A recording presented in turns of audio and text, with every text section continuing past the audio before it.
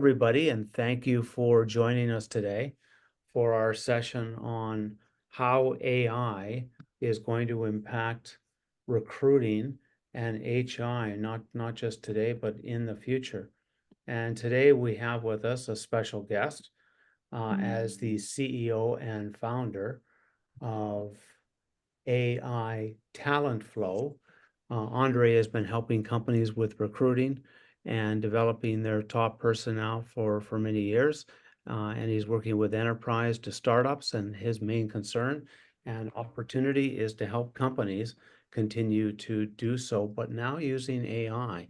So today we're going to talk in depth about how that can work. James, did you want to introduce yourself as well? Yeah, thank you, Thomas. James Tippett. I work with SOAR in their division of workplace AI and work in our business development partners, working with partners in developing their own AI tools. And I'm excited to be here, Thomas. Thank you. Thank you. Barry, could you introduce yourself? Yeah, Barry Hurd, Chief Digital Officer. I'm on the SOAR Advisory Board. I touch all the data questions, data integrations, modeling, and where all in innovation AI is going. So happy to be here. Well, thank you, everybody, and thank you for joining us today, Andre. As sort of an overview, as we were just talking about, AI has touched upon just about every industry at this point. I'm not aware of any that hasn't been touched in in one way or another. And before we came on today, we were actually having a little bit of a warm-up discussion about all the key elements that AI touches as it relates to recruiting. And we were touching about how companies can use it, but hopefully as well, how AI can improve the experience for applicants who, and we'll talk a little bit about this, are so used to being ghosted at the beginning or later on in the process, but almost every time. And that experience, perhaps we can talk about how AI can improve both in terms of the interviewing process, but also in terms of about communication with the applicants that are going through these various processes using these tools. Can you talk to us a little bit about that? Absolutely. Well, Thomas, Barry, James, appreciate you guys having me here today. I'm looking forward to the conversation. Something that I'm super passionate about and have spent, a career focusing on trying to connect people with organizations that are doing impactful things, as well as help candidates navigate, the ever-evolving job market. And as technology advances, we are in a very different world of efficiency and acceleration, and it's only going to get more and more interesting over time. So, yes, as you stated there, really heavy focus for AI talent flow in leveraging our expertise and our capacity and our skills to help educate people on how to leverage the emerging technology to benefit their ability to connect with opportunities in a market where people can do things at scale that they just haven't been able to do before. These efforts previously were very time consuming and took a lot of aggregation and research and consumption of information to respond to applying to opportunities to try to differentiate yourself. Now you can do that within a few minutes and reach out to hundreds of employers. So these things are amazing, but also they're creating challenges for companies out there to try to deal with this fire hose of information that's coming at them, where before you maybe had a couple people, 20, 30, 60 applications. Now you've got 2, 3, 4,000 people applying to jobs that all look great. So how do you figure out who actually has the skills and experience that you need in order to solve the critical problems that you're having, both who understand your business as well as the technical capabilities that you're trying to implement? It's becoming very tricky for companies out there, a lot just either killing jobs or unsure of who to hire, processes taking a long time, especially in the early stages, to navigate to success. So as these tools continue to emerge, it's finding different and innovative use cases to apply them to your business, and that's where companies like SOAR and AI Talent Flow come in to help figure out how to leverage technology to make things more efficient, to streamline processes, and help put people kind of back at the center of this instead of it really being centered around tech. Right, right. Well, having said that, with respect to tech, and Barry, I need to ask you right away on the security side, because that's your expertise. How would you apply, and what do you think are the key issues with technology as it relates to recruiting today? Well, I mean, I think the general application process is really a groundswell educational effort for most organizations. So really embracing the new wave of AI tools is about figuring out how many people in the organization can actually use new tools, and really coming up with squads and teams that are dedicated to not only just understanding the new tools, but embracing them, learning the pitfalls, and then carrying that education across the team. If they don't really have that education, that's when all the cybersecurity issues really pop up, because humans are the weakest link. So if we can't get our teams involved and actually committed to going through those learning exercises, taking the bruises of the experience and then communicating that to the team, they're going to go for a tool that's simply the click the button and do whatever the button tells us. And that means they're blindly trusting a platform without really putting the thought process behind, why am I clicking the button? Is this good for me? Is it good for the candidate? Is it good for the company? Right, right. And James, what would you say with respect to, on the other side of the equation, the applicant experience, and how people are experiencing working with companies in the recruiting process? Well, there's been some real shifts, from when I started my career 800 years ago to what we're seeing today. We were talking earlier about how in-person interviews are a thing of the past. And so now everything is done virtually. You've got to prepare for that. Where you may have interviewed very well live, a lot of people may not be as comfortable in front of the camera. And just even preparing the resume and the cover letter and everything to start the process. What a difference we see in the world today. And Andre, you alluded to this earlier. The AI tools are just as available for the candidate as they are for the recruiting company. But to Barry's point, are people really understanding how to use them effectively and when to use them and when not to use them? And what the results are that they're getting? Is it helping them or is it hurting them? So there's definitely some learning curve on both sides of the equation. Yeah, 100%. And it kind of goes back to what Barry said, is just fully trusting AI right now can be a challenge. You throw in a prompt and people talk a bit about hallucinations, but the reality is people just prompt their resume and hope that it all aligns. And you gotta really fine tune and understand how to prompt these new tools and technologies to give you a structured output that is valid for your candidacy, and be able to talk about the points that it creates and focus on individual pieces of your resume, as opposed to just prompting the whole resume, spitting out a new asset and then delivering that to match a job. It's great that we can do that, but it doesn't necessarily help you navigate more effectively. So I think the ability to customize is different than it's ever been before, but we've got to really hone in and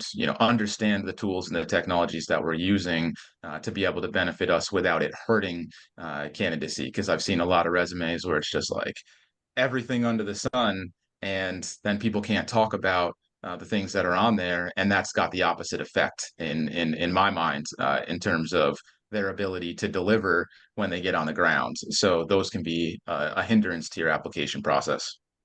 And I think that really helps us pivot to the next part here, which is to really talk about the partnership between SOAR and AI Talent Flow in terms of putting together a solution that will help address that, so that we can make sure that the people that are applying are in line with what's being looked for, and it's not an automatic listing of something that just matches a job description using AI to do that, but rather they actually have those accreditations and those skills, but also that the candidate on the other side is able to get feedback and be part of a process, as opposed to sending out and working through all these steps only to get ghosted in the end.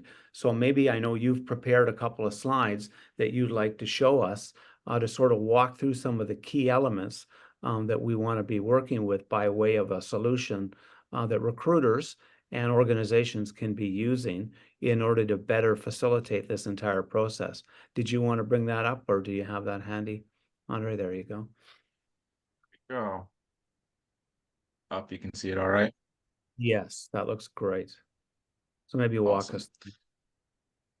Yeah, absolutely. So, from an AI talent flow perspective, we are very focused on both the candidate experience as well as the company experience. And we work with a lot of startups as well as enterprises that are trying to figure out how to grow their teams with specialized technical talent that can build these types of capabilities and implement them successfully. So, for us, it's a lot about evaluating true skills and finding people with a passion for problem solving that can jump in and really understand quickly what a company needs, and also that passion uh, helps them really separate themselves from the competition and separate the company from the competition, because when people love what they do, they go above and beyond to deliver and deliver you typically more than what the average delivery looks like. So, for us, looking at these different interesting use cases, there's a lot of companies right now that are doing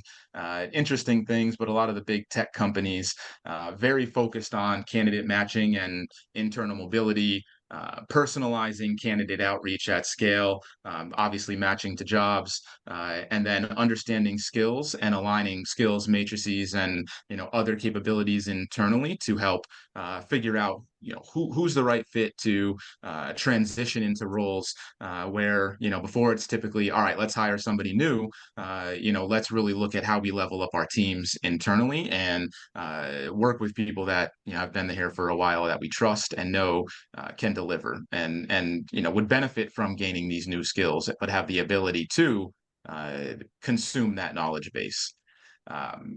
And for kind of core areas that we see as opportunities that SOAR and AI Talent Flow are able to build out for companies, and as well as helping candidates through that process, is really from a matching both the job descriptions to resume, as well as the skills-based hiring analysis, which was a real challenge prior to the new technology coming out. Automated screening and assessing, and then obviously looking at the future of work, which is really where SOAR focuses primarily. Is how do we find problem statements and solutions that are going to be more forward looking to help streamline these processes.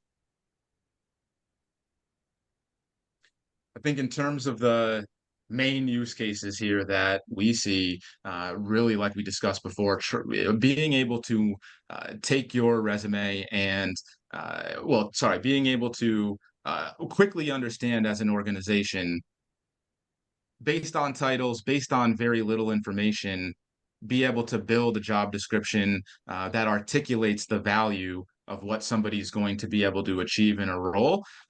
It was time consuming before. You have to accumulate. You have to have different meetings with different stakeholders, pull in bullets, and then piece all of that together. Now you can use large language models to just really, here's a job title.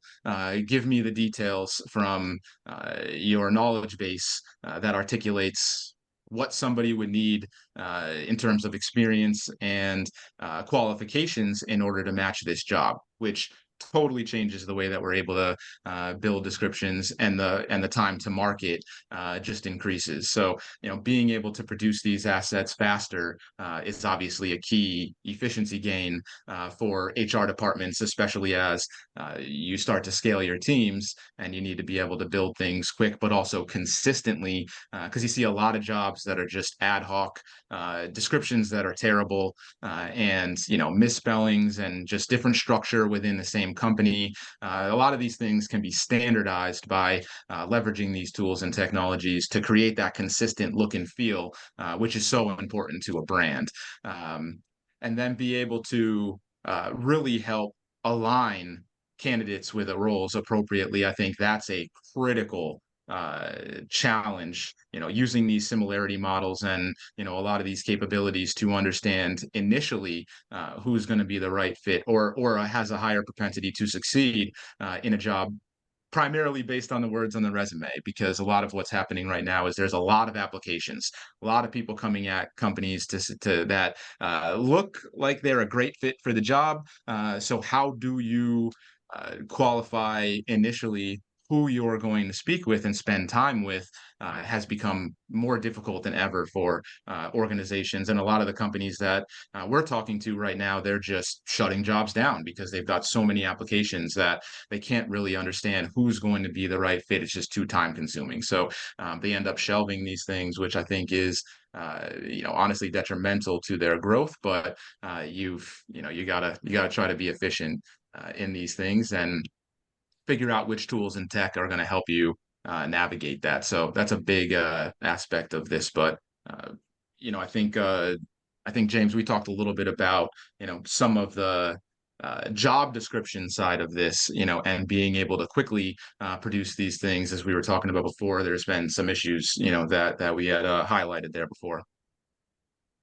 Yeah, that's a key part of this is just AI can do so much, but we've got to direct it appropriately so that it's doing it correctly, and everyone is benefiting from it correctly as well. Yep, absolutely.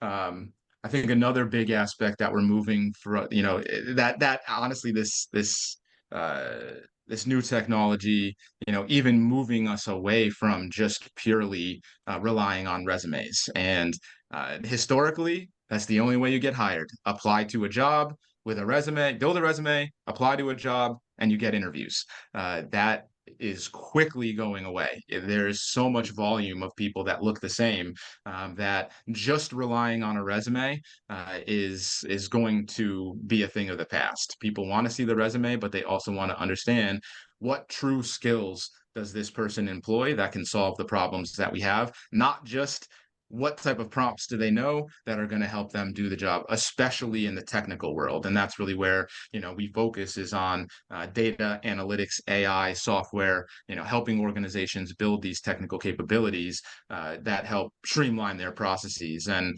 being able to showcase your true skills, I think, is a main differentiator in terms of assets and portfolios that candidates need in order to separate themselves from the competition.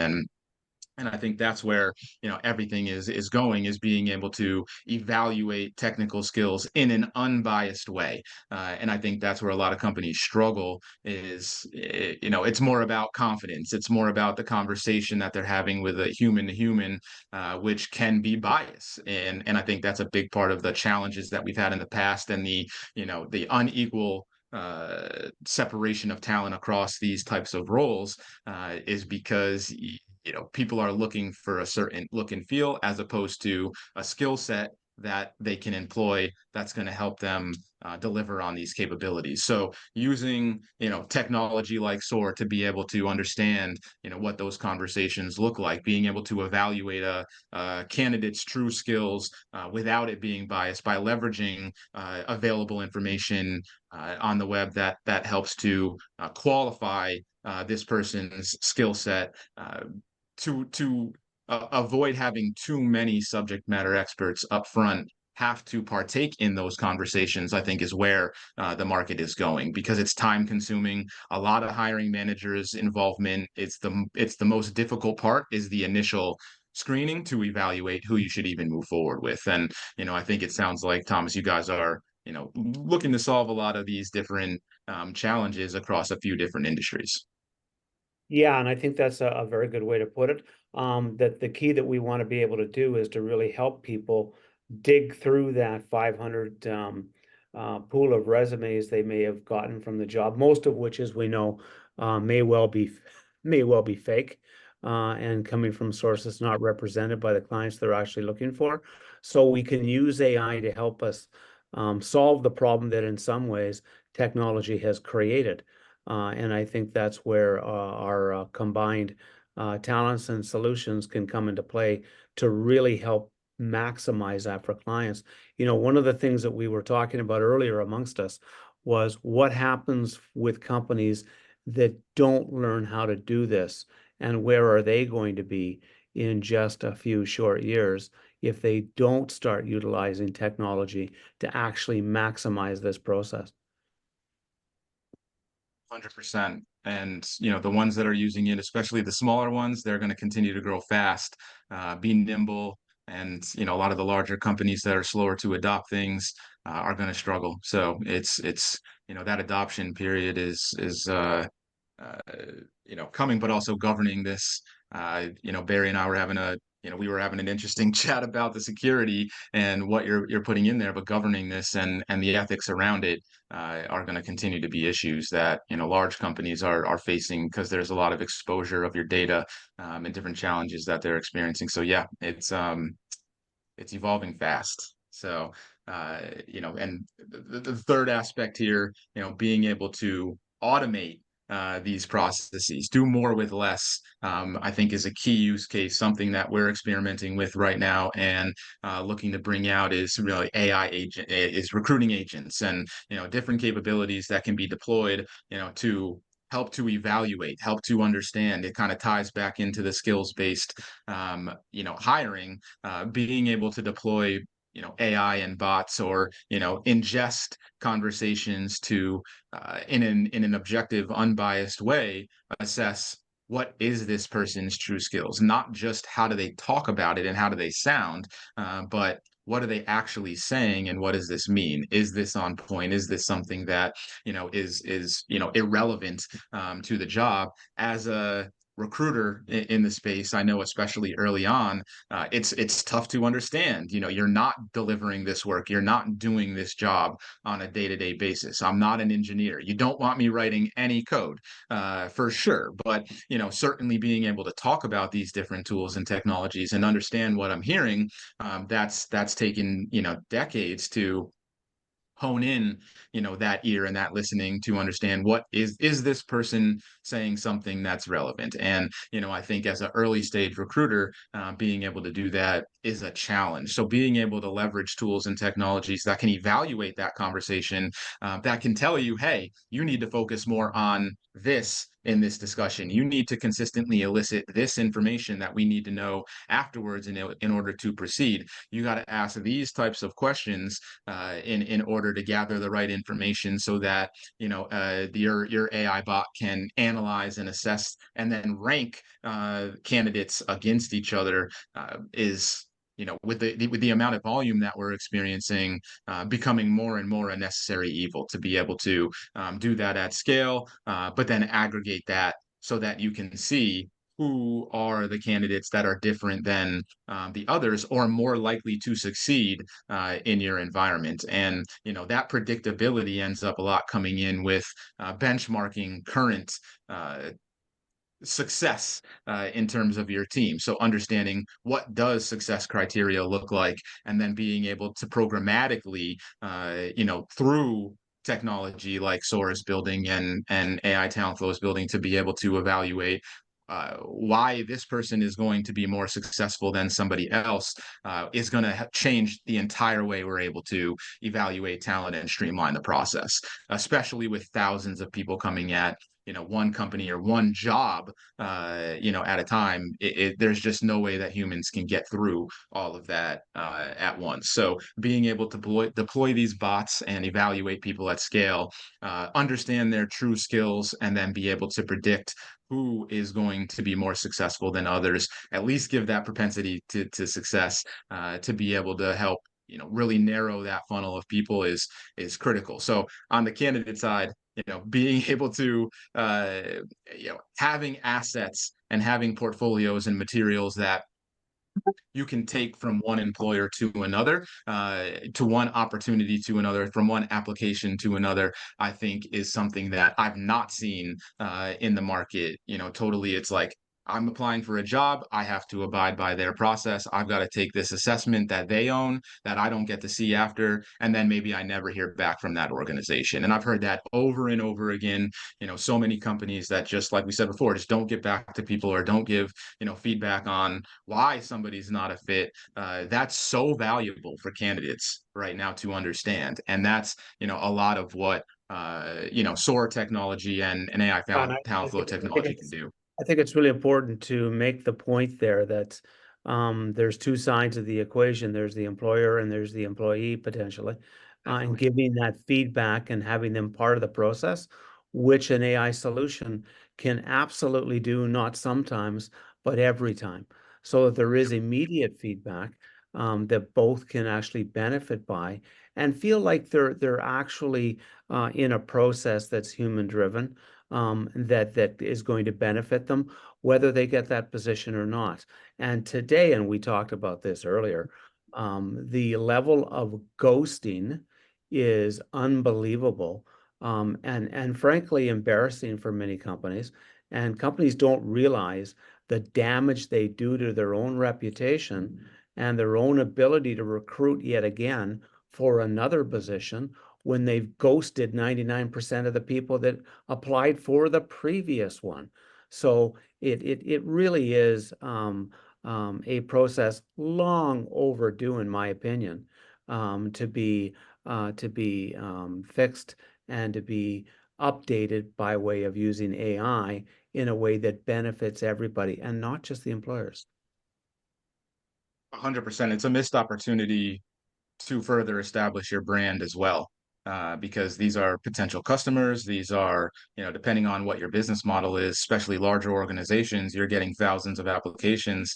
Engaging with people at scale is critical. And there's so many tools that can customize and personalize and, do that in a scale that we couldn't before, that, it's missed opportunities to not take advantage of these tools and be able to even give little feedback that helps better understand why somebody is not a fit for the role. And I think people care less about that. At AI and Talent Flow, we want to help people, regardless of if it's our job or not, figure out how to better differentiate themselves against the competition. And a lot of time, that feedback is critical to understand, what are they doing?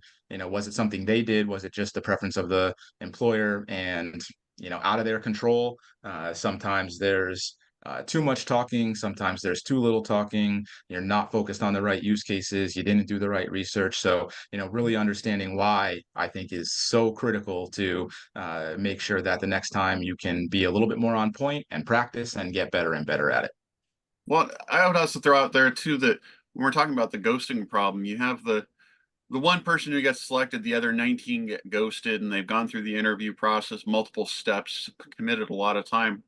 And what's really missed on both sides is the candidate doesn't know. So they're just alienated. I can guarantee you all the 19 people who were ghosted and got into that interview process and did a lot of time, they are probably not applying to the next opening at your position. They're probably telling their friends the same thing. So you're quickly in a community of candidates killing off your prospects. That those ghosted candidates and the poor candidate experience will attrition out all of the talent in a cluster of employees and prospects. And on the other side of that, there is so much learning for the employer to be able to use an AI tool to say, we didn't select 19 people for this position. We hired this one person instead. what could have the other 19 people have taught us? Why did we turn them down? Is it actually us? Are we writing these job recs completely wrong? Right? Maybe when we go to the next rec, or we look at the next project within our company, we simply go back to the 19 people and we create a job opportunity that would give 5 of those people jobs in our company, because we've already identified their interest. Like, so why are we ghosting them? We have these problems being met within the organization. We have opportunities and challenges that these 19 people, not all of them are going to help us, but maybe 5, 6, 7, maybe they could. And an AI can map all of that data to all of these challenges that our company is currently undergoing. And we don't even have to put up another rec. We just send out job offers next week. It's such a great point. I think people just do things in pointed solutions, silos. That bucket, that job's closed. It closes out that chapter. And it's like, okay, well, what about all the people that are in that bucket that could have been a good fit, or that you could create opportunities for, or leverage elsewhere? How do you match that? How do you really dig in and understand, as opposed to just have a recruiter go in when the time is right, maybe do a search that brings up thousands of people that you got to dig into individually to understand, did they interview well, unless you move them into the stage that's declined, or not a great fit at all, which a lot of people don't even move them through the stages within their ATS or within their whatever application they're using. You have a lot of gold in your application in your applicant tracking system that could be leveraged for future opportunities.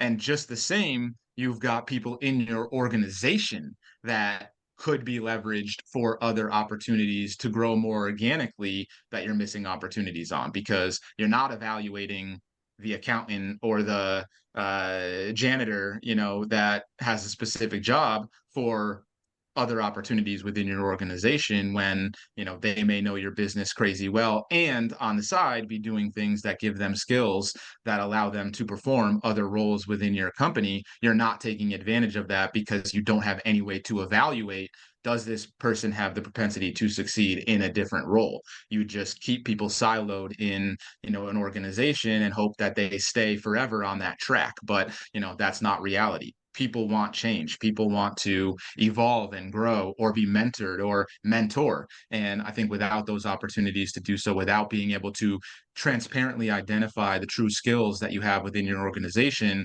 that mobility problem will continue to exist, as opposed to expose these true skills. And then when an opportunity comes up, let AI unbiasedly, understand what your organization looks like, and then be able to, market to you, hey, what about Sally? What about Jim? What about Susie, that has this background and experience that you didn't really know and understand, but they can solve these types of problems? No. It's fun use cases right now, Yeah. but that takes us kind of to the future of work. How are people going to leverage these tools and technologies to solve problems that benefit them in the future? And I think that's where, like I said, companies like SOAR come in to help analyze and understand what are use cases that could be beneficial. How can we take this information and give you something that's valuable, that was highly time consuming or not possible 12 to 18 months ago? Those possibilities exist now, and they're only going to get more intelligent and more automated and more ingrained in the tools and technologies that we're using on a day-to-day basis. So, like I was saying there, the reallocation of talent, the mobility, being able to understand true skills across your organization, the ability to acquire talent quickly to be able to develop these capabilities yourself, or bring tools in-house that need to be honed into your business challenges, understanding your processes, and then being able to make streamline and make them more efficient, something that you guys specialize in at SOAR. Barry and I were talking about the ethics of these things and the security of data. Those can be serious challenges for large organizations. So how do you govern it? How do you truly make an unbiased application that can evaluate, store, and then engage with talent long term, to keep people in understanding your brand and invested in your story and in your community. And I think that's, a big thing for us is building that community, of specialized talent, but like-minded people. And then just personalized outreach is where all of this is going. And I think that's something that, we're seeing as a core use case, just being able to do things at scale, videos and, emails and applications and follow-ups and things that were maybe one-to-one. Now we're looking at many more capabilities one-to-many, and Well, that let's talk about that right there, Andre, because I think that's an important feature to the solution that we're talking about, insofar as when and if most, if not all, interviews are taking place through video meetings of the kind that we're doing now and video discussions. There's an opportunity, as we do with our system and now with yours, is that we send everybody involved the link back to that meeting with insights that allow the individuals that were in that meeting to actually see how they did. And that goes both ways. So, it may well be the recruiter or the person working for the company doing the interview is not as well skilled at that as they might like to be. And so there's an opportunity for them to improve as well with the candidate and the interview that they gave. They may well see opportunities where they can improve. But either way, that feedback loop is automated and is sent to both parties so they have that opportunity and they can feel good about the next one, whether it be with that company or whether it be in their next interview opportunity, which hopefully offers them the same kind of feedback, because today that's not happening either way. So both after the fact are hoping they took good notes or are hoping that they remember enough about that process and hopefully had some process and are able to apply that in an effective way. But everything that you're talking about today in terms of the skills and the talents and the acquisition and making sure they line up and that the person can actually deliver what they say they can deliver, those are all crazy important, and we don't know that without using a system inclusive of AI and all its capabilities to allow us and give us those skills. Is that a fair statement? 100%. It just creates transparency in the process for everybody involved. What could I do better to articulate the value of the company, the role, understand the person's experience? What questions could I have asked? What things could I have done as a recruiter, or a hiring manager, to evaluate people more fairly? And then as a candidate, how could I talk about my experience more succinctly? How can I highlight use cases and challenges that I've solved that are similar to what this organization is typically solving on a day-to-day basis, which will differentiate me. So I think that that's a critical aspect of this. And it's funny, maybe a year ago, the bots in the room were not really a thing. Now I start a meeting and you've got 6 bots in the waiting room, trying to get into the meeting. Everybody's got a bot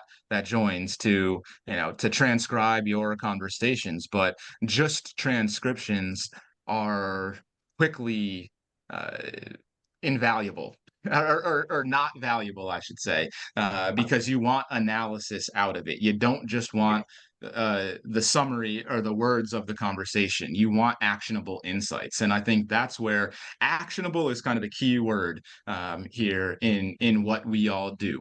Everybody likes to highlight what you're doing wrong, maybe what you could do better, but nothing actionable to guide people along that path, to really understand the steps that they can take with some examples and some material, that allows them to change the way that they're operating. And I don't want to just know what I'm doing wrong. I want to know what to do. And I think that's a critical aspect of these technologies that you're talking about. 100%. And that's exactly what the intent is with respect to the insights, is to actually give them those actionable items so they can take those steps and then continue. And it's continuous. So it doesn't go anywhere. It's something that you can continue to use as a company for all those folks, internally, externally, to benefit by. So that's a great point, Andre. Well, I would also throw out that one of the signals that's getting thrown out in most pipelines when we're talking about recruiting and matching folks up is that if you just do a simple review of how an interview went, you ask both sides how'd it go. When those signals are not matched up, if they both agree it was great, 5 out of 5 on both sides, great, that person's hired.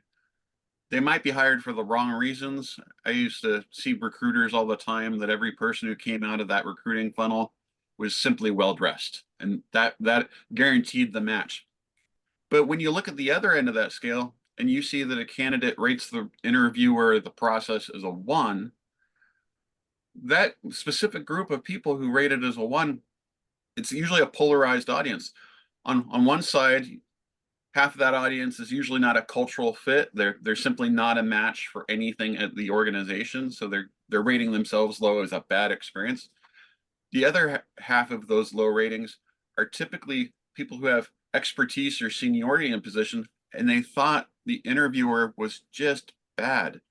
And so you could have a tremendous amount of highly skilled, technical, senior level experts who are disqualifying themselves simply because they didn't like the interviewer, the interviewer didn't like them.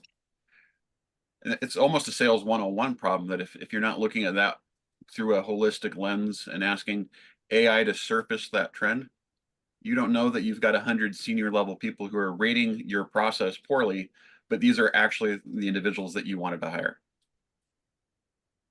Yeah, I can't tell you Barry, how many times. Go ahead, Thomas. Well, I was just going to suggest Barry brought up an interesting point there, Andre. We've talked a lot about skills assessment using AI. How does AI rate cultural fit? That's got to be just as important as the skill fit. How is AI being used to evaluate a cultural match? Yeah, and I think, it comes that's the trickier part. I think right now that's future of work, definitely. So I think we've emerged quickly to be able to assess technical skills, pretty transparent. If you need an engineer with Spark, here's the types of tools and technologies and things that they should know. They should know about clusters and nodes and XYZ down the line. Pretty easy to be able to scrape, understand that information, and then be able to ask questions that elicit that information. Not so easy, to be able to understand how does this person align to our culture and is going to fit into our environment. So I think a lot of that is still to be, determined, and is going to be a lot based on the benchmarking of your current people. And I think that's where people are lacking. It's like you're just intaking. You're not benchmarking against success. You're not understanding who are the A players and the key people in your organization. What traits do they have that make them different than others? And then be able to match that against candidates coming in based on what they're saying about previous experiences or challenges that they are having. But being able to systematically ask the right questions in a standardized way, and then as your dashboard projects, being able to compare them against each other, that makes it a little bit more transparent. But one thing that Barry was saying there is like, for me, in my experience, it's like the majority of a lot of times I get a huge disconnect in feedback. You've got a candidate that comes out of the conversation is like, blew it out of the park. It was amazing. And then you have the hiring manager that comes back and was like, oh my God, I can't even with that candidate. And it's like, what just happened? Why is there such a disconnect between the candidate think it's going well and the hiring manager feeling like it was not a fit at all, or vice versa? And I think those things are opportunities to highlight what happened in that conversation. What was the tone of the conversation? Like, are you so tone deaf that you didn't understand that person was trying to get you off of the interview just as fast? Like, what is it there that you're not recognizing that is going to make you better? Maybe stop. A lot of times I hear I could have left the call and come back 20 minutes later and the person still would have been talking. Like you've got to understand, especially, you know, face to face. Phone is a little different, but when you're on a Teams like this or a Zoom, easier to read. In person, easier to read what's happening, but you have to understand what to read in that conversation, the person's body language, the person's attention, you know, what are they attentive to your conversation, or are they thinking about the next meeting that they have because you're droning on. Like being able to actually understand what is actively happening in these discussions are critical use cases, Thomas, that we talked about just yesterday, you know, in the conversation of what we want to build out and how we want to evaluate these discussions. And it goes back, James, to your, you know, point on culture. It's like, you know, is this person going to fit in? Are they going to understand how we operate? Do they have motivations and passions and things that are, you know, similar to people, without creating an ecosystem that's just the same? Because you also don't want to do that. You want to have diversity in thoughts, in experiences, in perspectives that allow you to solve problems in ways that you may not think, one person may not think. And if you have everybody that thinks like that one person, you're going to miss opportunities. So, you know, these tools can help you diversify your team, ensure that you're aligning and creating a holistic team with different personalities that make up an organization for future success, and not single thread you with heroes or with, you know, people that have, you know, similar traits that can take you down a tough path. Right, right. Well, you know, I think this has been a wonderful discussion about this, and I think what we want to do now amongst us, Andre, if it's okay with you, is to kind of talk about some of the key elements that you've been able to go over and review by way of your slides here, and let us chat a little bit more in depth about the ways that companies can use AI with respect to solving some of these issues. So when we talk about the interview process and the ability to align the skills and the strengths of an individual by way of the requirements that they have and the applicant that's applying, how do we ensure that those things match by leveraging AI? What can AI do to help us in that process? Yeah, I mean, I think it really comes down to having a greater knowledge base than an individual can have. So, and then being able to leverage that to define and ask questions that elicit the information that you need, and then being able to benchmark that information against external, you know, or publicly available assets and best practices that allow you to determine, you know, the validity of the skills. And I think it's easier to do now than ever to not be a software engineer or a data engineer or an architect and still be able to understand, can this person perform the job? It's tricky, and it's where most companies struggle, and why the upfront part of the process from an interviewing perspective can be the most time consuming and difficult, because hiring managers end up interviewing a whole bunch of people that don't have the experience that they need, you know, because somebody didn't understand truly what the role is or what the technology is. So I think that's a critical aspect. Isn't the opportunity, and correct me if I'm wrong, but for within reason, the key job descriptions to align those by way of the best questions to ask, have hey, AI help you do that, create the insight module against those questions, and then apply that against the interview program and process so that those questions can be ensured to be asked in the right way, and then those answers analyzed in using AI yet again to make sure that in fact they are matching what we need by way of a company and also by way of the individual to make sure that what they're able to do is going to fulfill the job that they might be applying for. So AI can bring all of those elements together quickly, very, very quickly, and then create the evaluation therein. And that's what we're talking about by way of using AI. So it's not just about looking up the credentials and the job description that might best fit what you're looking for. It's applying it by way of ensuring the folks that have applied with a paper or text resume. Now we can actually ask questions about those things that they've indicated they can or can't do, and actually understand that in a way that's applicable with what we need, and then create the insights against that rapidly, almost instantaneously, so that both parties can benefit by that.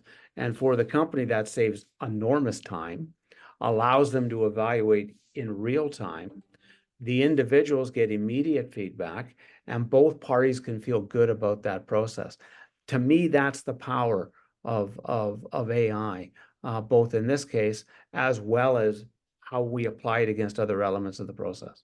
Well, I would say that it also opens up the statement of what the candidate education looks like. So it's not just about the job posting, but it's that journey that they're going through. If you're a larger company or a startup, you could say this description, all these elements, all these skills, they connect up to these blog posts, they connect up to these company assets. If you want to learn about this job and this team, here's the different things that are in our knowledge system, right? If you're a smaller company, you could have an official frequently asked questions. This type of job posting is going to have these types of questions. Here's the 5 resources, 50 resources, 5,000 resources that can help us educate the candidate. And so as you're trying to build your pipeline, you might be able to not only get them to opt out of the pipeline, but you can also educate them on what the job entails. Maybe they're just out of college or they've only been doing it for a couple of years and you need somebody with 1 or 2 more skills. Well, here's the educational partner that you work with to get those skills. Right? So you can completely nurture that pipeline instead of ghosting 95% of them. You can keep them in your community and you can grow them into your business. Absolutely. Absolutely. And in other applications of these kinds of solutions that we've worked with many other companies, we've also got clients now that are utilizing AI with our solution, where they keep a library and an ongoing listing of the skill sets they have in their company, so that they can in real time see these are the skills that our company needs. This is the volume thereof by way of people in certain roles. And we've got an ongoing listing of those people that we can instantaneously create job applications and job openings for, and then put that out there on an automated basis so that we can continually attract the kinds of skills and talents that we need. So all of these things can come together. You can take a lot of that manual process out of it and ensure that you're meeting the needs of the company both now and as they change. James, you've got experience with that with one of our other clients doing exactly that. Exactly that. And I was just going to say, you've opened up an entire new discussion for us. I know we're finishing up today, but taking And everything I we've didn't talked want to about say the name of the client because you never want to mention the Talarico, but not in that case. And with Dr. Ted's son and with Ted's son as well. and Taking TransCanada. everything that we've talked about today in the hiring process and applying those same tools in a similar way with existing employees, and using that talent matrix with our existing employees to create the right teams for the right projects.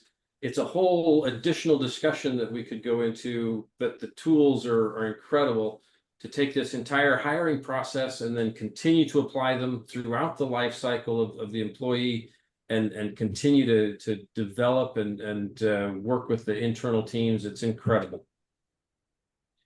Yeah, I think the key there is creating unbiased skills matrices. And I think, in my experience, you tend to build these things off of, all right, I'm an 8.5 in Python.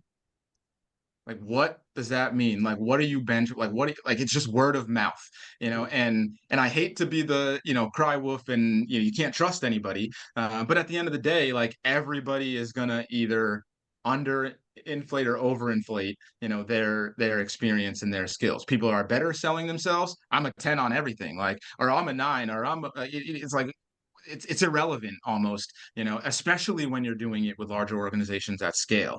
So how do you actually evaluate, what is the level of experience this person has with these things. It's by, leveraging tools that can actually evaluate their code, can evaluate their answers, can evaluate things in an unbiased way that can benchmark against the rest of the people in the organization, and then identify against that where the gaps are in your team. I'm trying to build a team of 100 people. I don't need 100 of the same people. I need to figure out, what skills I need. Oh, I've got these types of skills in abundance, but I'm lacking, I need front end, I need, API, I need something else that, is going to make up a holistic team to deliver this capability. Maybe I have those people internally. Maybe I need to go out to the market. How do I evaluate people coming in that don't understand our business and are going to take a while to get up to speed? Is that detrimental to our success, or is that going to accelerate our success? So, that unbiased perspective on,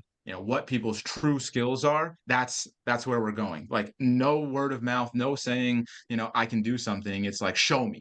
And, once you show somebody, then how do you leverage that as a human for your future opportunities? And I think that's where people just usually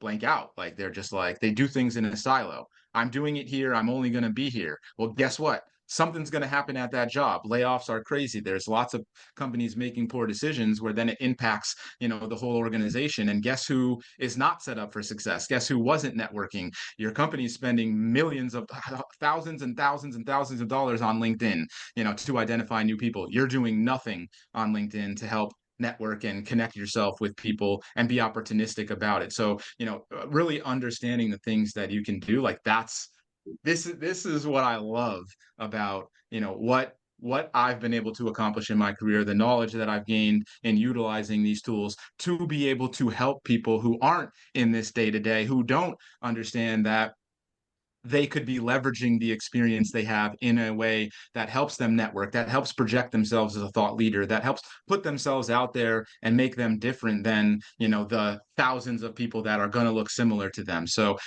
we can do that in a way now that we never could before, and make it look unbiased and transparent, because it wasn't another person or you that says that you can do something. It's something that's aggregating against all of the information out there, to be able to project what this information means. And to weigh the elements within that that have value. So, for example, we all here, we're used to being online, so hopefully we can project ourselves really well and effectively, but not everybody can. And, a Nope. developer, in my experience, they don't tend to be particularly gregarious, right? So they tend to be much more introverted, and they probably don't do as well in this. So we've got to take that into consideration, both in terms of our evaluation, but also in terms of helping them feel good about the process and be productive when they're in it. 100%. Yes. Well, what what an amazing conversation. And you can see how AI, and we've only begun. I mean, AI is going to continue to do all sorts of neat and wonderful, crazy things. In the not too distant future, we're going to be able to analyze visual cues as well as verbal, and we're going to be able to apply all those within an AI metrics. And these are the kinds of things that SOAR is going to be bringing to market, along with our partners in solutions like yourself, Andre, at AI Talent Flow. So we really want to be continuing to do that. And these conversations help us do that because they help us flesh out the important element of technology, and that's humans, right? Humans are what's important, not the technology. Technology is a tool, right? 100%. We can make We got the to human. put humans back at the center of work is what we do, and what, our mission is. And it can be murky at times seeing what's coming out, but also opportunities for people to leverage and, streamline and make themselves more effective. So it's super exciting right now. But that, like you said, it's just the beginning. It's going to get crazy. It's going to get fun, and it just gets better and better as long as you stay with it and you don't get too far behind. You can take advantage. Exactly. Well, I want to thank you, Andre, for joining us today, and we Thank appreciate you. your experience and your enthusiasm. James, as always, thank you for your Always informative. fun. Always fun Yes, to be.